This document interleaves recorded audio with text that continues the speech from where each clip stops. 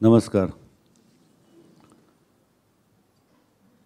सार्थ ज्ञानेश्वरी, ज्ञानाची ईश्वरी. आजवर सगळे संत सांगत आले. सगळ्या संतांनी आपल्या अस्तित्वाची म्हणजे आत्म्याची ओळख आत्मा अशी करून दिली. संतांच्या दाराशी श्रीमंत आला, गरीब आला, दुष्ट आला आणि चांगला आला तरी ते एकाच नजरेनं त्यांच्याकडे पाहतात.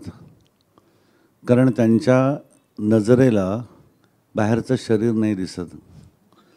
त्यांना फक्त दिसतं की त्या प्रत्येक जीवाच्या आतमध्ये आत्मज्योत आहे. श्री गणेशाय नमः. ओम नमो श्री आद्या वेद प्रतिपाद्या जय जय स्वसंवेद्या आत्मरूपा. इथं पहिली ओवी संपते. श्री गणेशाय नमः. बघा, तुम्ही कुठल्याही संतांनी जे ग्रंथ लिहिले किंवा रचना केली त्या रचनेमध्ये दरवेळेला पहिल्यांदा सुरुवातीला गणेशालाच नमन केलेलं आहे. गणेशाचा उल्लेख केल्याशिवाय कुठल्याही संतांनी रचना सुरू नाही केलेली. असं काय असावं गणेश या देवतेचं वैशिष्ट्य? एक संत वचन आहे, जिस धागे से लिपटा गया है उसी धागे से निपटा जाए. म्हणून आपल्याला असं पाहण्यात येतं की ह्या गणेशालाच विघ्नकर्ता आणि विघ्नहर्ता ही दोन्ही विशेषणं दिली जातात. जेव्हा तुमच्या अहंकाराच्या मळापासून बनलेला गणेश असतो तेव्हा तो विघ्नकर्ता असतो आणि तुम्हीच साक्षात शिवस्वरूप असता. जेव्हा तुम्ही तुमच्या हाताने तुमच्या अहंकाररूपी मळापासून निर्माण झालेल्या गणेशाचा शिरच्छेद करता आणि त्याच्या जागी दुसरं डोकं बसवता, म्हणजे दुसरं डोकं म्हणजे दुसरे विचार. तुमच्या गुरूंकडनं, तुमच्या परमेश्वराकडनं, अध्यात्मातल्या अधिकारी माणसाकडनं मिळालेले विचारांचं डोकं तिथं बसवलं जातं. तेव्हा तो विघ्नहर्ता होतो, तोपर्यंत विघ्नकर्ता होतो. जिस धागे से लिपटा गया है उसी धागे से निपटा जाए. जर मळापासून निर्माण झालेला गणेश हा जर विघ्नकर्ता असेल तर त्यालाच विघ्नहर्ता पण करता येतं. म्हणजे नेमकं करायचं आहे काय? तर गणेशाला शरण जाणं म्हणजे काय? श्री गणेशाय नमः इथून सुरुवात आहे. श्री गणेशाला स्मरण जाणं म्हणजे फक्त आपल्याच देहामधला जो अहंकार आहे त्या अहंकारारूपी मलाला सांगायचं आहे की बॉस, कूल डाऊन मॅन. आज मी आलेला आहे ते काहीतरी खूप मोठी गोष्ट मिळवायला आलेलं आहे, तेव्हा ती मिळवून न्यायला तूच मदत कर. आपल्या कर्मयोगाला कुठेतरी अडथळा येतो आहे, कुठेतरी अपयश येत आहे, तेव्हा आपण हादरून जातो की अरे मी एवढा डॉक्टर आहे, मी एवढा मोठा इंजिनियर आहे, मी सायंटिस्ट आहे, पण माझ्या आयुष्यात हे जे काय चाललं आहे ना हे काय मला कळत नाही आहे, ह्याचं सोल्युशन नाही मला सापडत आहे. मॉन्टेसरीपासून आजपर्यंत एवढं ज्ञान मिळवलं, एवढं शिकलो, पण ह्या प्रॉब्लेमचं सोल्युशन मला कळतच नाही आहे. काय घडतं आहे माझ्या आयुष्यामध्ये? तर हे जे येणारे प्रॉब्लेम्स आहेत आयुष्यात आपल्या, हे जाण्यासाठी असलेलं ज्ञानसुद्धा ज्ञानेश्वरीत आहे. त्यामुळे पुन्हा सांगतो की ज्ञानेश्वरी आपण ऐकायला बसलो आहे ते फक्त नुसतंच कुठलं तरी आध्यात्मिक ज्ञान नाही आहे. आध्यात्मिक, आधिभौतिक, आधिदैविक सगळं काही ह्या ज्ञानेश्वरीत आहे. पण हे सगळं काही मिळवण्यासाठी आपली मनाची बैठक खूप नीट असायला हवी की इथं खूप काहीतरी भव्य दिव्य मिळवण्यासाठी मी, माझा हुद्दा, मी कोण आहे, माझा, हे सगळं विसरलं गेलं पाहिजे. जोपर्यंत माझी झोळी रिकामी नाही तोपर्यंत पूर्ण कशी भरणार. मला सांगा, एक उदाहरण म्हणून सांगतो की समजा मी ठरवलं आहे की प्रत्येकाला 5 किलो सोनं देणार आहे, 5 किलो सोन्याच्या मोहरा, आणि तुम्हाला सगळ्यांना सांगितलं येताना एक साईज दिला पिशवीचा की ह्या साईजची पिशवी घेऊन या. आणि समजा तुम्ही येताना आधीच तुमच्याकडे पिशवीमध्ये एक पिशवीचा 1 अष्टमांश भाग तांदूळाने भरलेला आहे, एक कोणाचा गव्हाने भरलेला आहे, कोणाचा ज्वारीने भरला आहे, कोणाचा 1 अष्टमांश आहे, कोणाचा 2 अष्टमांश आहे, कोणाचा 5 अष्टमांश आहे, आणि तो रिकामा करून नाही आलात तर देणारा 5 किलो प्रत्येकाला द्यायचा प्रयत्न करतोय, पण तुमच्या झोळीमध्ये रिकामी जागा प्रत्येकाची वेगवेगळी आहे. जेवढी रिकामी जागा असेल तेवढीच भरणार आहे, होय की नाही. म्हणून आपल्याला असं पाहण्यात येतं की साईबाबा असू देत किंवा कोणी असू देत, आपण सगळेजण भाविक जातो. कोणाला जोरदार अनुभव येतो, कोणाला येत नाही. का? कारण प्रत्येकाच्या झोळीमध्ये कर्माची घाण कमी जास्त आहे, आणि कर्माची घाण फक्त अहंकारामुळे निर्माण झालेली असते. त्यामुळे जर ज्ञानाच्या ईश्वरीची कृपा प्राप्त करून आम्हाला आमचं जीवन उजळून टाकायचं असेल तर आमची झोळी ही रिकामीच असायला पाहिजे. घरी गेल्यानंतर पूर्ण रिकामी करायची, आपलं वेगळं पिंप ठेवायचं, त्याच्यामध्ये भरून ठेवायचं की दुसऱ्या वेळेला पुन्हा रिकामी करून पुन्हा खाली हाथ आ जाना. खाली हाथ आ जाओगे तो भर भर के लेके जाओगे, लेकिन पहले ही बोलोगे मेरे पास इतना कुछ है तो उतना ही मिलेगा, ध्यान में रखो.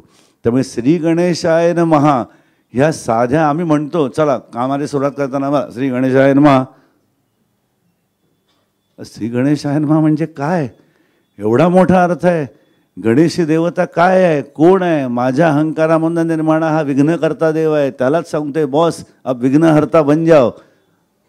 मीच बाप आहे तुझा, मीच तुझा अहंकाराचं मुंडकं उडवतो आणि त्याच्या जागी माझ्या गुरूंच्या, माझ्या परमेश्वराच्या विचारांचं मुंडकं बसवतो, आणि आता तो विघ्नकर्ता नव्हे विघ्नहर्ता झालास. एवढा महान अर्थ पहिल्या ज्ञानेश्वरीच्या श्री गणेशाय नमः ह्या साध्या दिसणाऱ्या वाक्यामध्ये. ठीक आहे. त्याच्यानंतर ओळ येते ओम नमो श्री आद्या. लाख मोलाची गोष्ट आहे. भारतीय संस्कृतीची ही खासियत आहे. भारतीय संस्कृतीने नुसतेच 50 देव नाही उभे केले की ज्यांना नावं ठेवावीत. भारतीय संस्कृतीने हे पण सांगितलं की माता म्हणजेच मातृदेव आहे, पिता म्हणजेच पितृदेव आहे. प्रत्येक झाडाला एक प्रत्येक सणाच्या निमित्तानं काहीतरी एक एक मोठेपणा दिलं आहे. आम्हाला इकॉलॉजी आणि अवेअरनेस ऑफ इकॉलॉजी शिकवावी लागली नाही आमच्या संस्कृतीला. पूर्वी इकॉलॉजीचा ऱ्हास होतोय म्हणून मोठमोठ्या परिषदा नाही घ्याव्या लागल्या AC हॉल्समधनं. कारण आम्हाला कायम सांगण्यात आलं होतं की रोज दाराशी तुळस पाहिजे. सकाळी तुळशीची पूजा झाल्याशिवाय कुठलंही घर जागं होत नव्हतं. दरवेळेला मला सांगा, तुळस लावल्याशिवाय का तुळस दाराशी येणार आहे? जेवणावरती इदम न मम म्हणून त्यागाची भावना रोज सांगितलेली आहे. प्रसाद केला, होम केला तरी शेवट काय म्हणा, इदम न मम, हे माझं नाही आहे. ही त्यागाची भावना आमच्या संस्कृतीमध्ये जन्मजात पेरलेली आहे. वडसावित्रीच्या पूजेनं नवऱ्याचं आयुष्य वाढतं का नाही माहीत नाही, पण वड नक्की लावले जातात. वडांचं संवर्धन नक्की केलं जात होतं. दरवेळेला कुठल्या तरी देवाला प्रिय आहे, शिवाला म्हणे बेल प्रिय आहे म्हणून बेलाची झाडं लावली जात होती. पिंपळाच्या पानावरती अमुक अमुक नैवेद्य ठेवायला सांगितलं म्हणजे पिंपळाची झाडं लावली जात होती.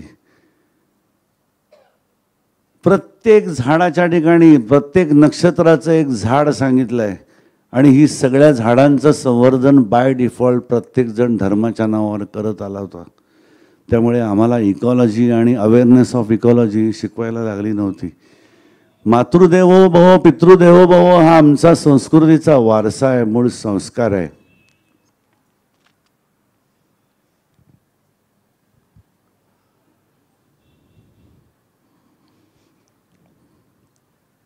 काळाच्या ओघामध्ये तो मागे पडला ना, म्हणून आम्ही भिकारी झालो. म्हणून आम्हाला देवळात जाऊन भीक मागायला लागते. देवळात बाहेर बसलेले भिकारी नाही आहेत, देवाच्या दाराशी जाणारी माणसं भिकारी आहेत. कारण त्यांचा देव श्री आद्या त्यांच्या घरात आहेत. त्यांना सोडून दगडांच्या देवाची पूजा करत आहेत. त्यांचा गणेश त्यांच्या आतच आहे. तो त्यांना कळत नाही आहे, म्हणून कुठेतरी सिद्धिविनायकाला जा, कुठेतरी अष्टविनायकाला जा करावं लागतंय. नृसिंह भगवान तुमच्या नाभी चक्रातच आहे, तो नाही कळत आहे म्हणून धोम गावाला जावं लागतंय. महाबली हनुमंत, हनुमत शक्ती तुमच्या श्वासात आहे, तुमच्या हृदयात आहे, तुमच्या इलेक्ट्रिक पोटेन्शियलमध्ये आहे, कळत नाही आहे म्हणून आम्हाला 11 मारुती जावे लागत आहेत. पूर्वीच्या काळी दास्यभाव हा बाय डिफॉल्ट होता. जॉईंट फॅमिलीमध्ये एकमेकांसाठी एकमेकांचं करायचं. आपल्याला मूल झालं नसेल तर जावेच्या मुलाचं तेवढ्याच प्रेमाने करायचं, हा संस्कार होता. काळाच्या ओघात तो पुसला गेला आहे, म्हणून मूल होत नाही आहे म्हणून मग कुठल्या तरी दुसऱ्या मुलाला चांगलं होऊ दे म्हणून त्याला उपाय म्हणून त्याला कपडे द्या, त्याचा वाढदिवस साजरा करा, असले उपाय करावे लागत आहेत. आमच्या संस्कृतीचा वारसा खूप मोठा आहे.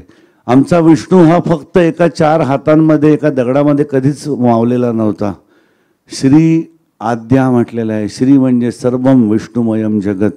पंच ज्ञानेंद्रियांनी मला ज्याची ज्याची अनुभूती येते, भले झाडाचं पान असू दे, वृक्ष असू दे, वेल असू दे, पाणी असू दे, आकाश असू दे, ढग असू दे, जमीन असू दे, हे सगळ्याला आमची संस्कृती विष्णू म्हणून संबोधते.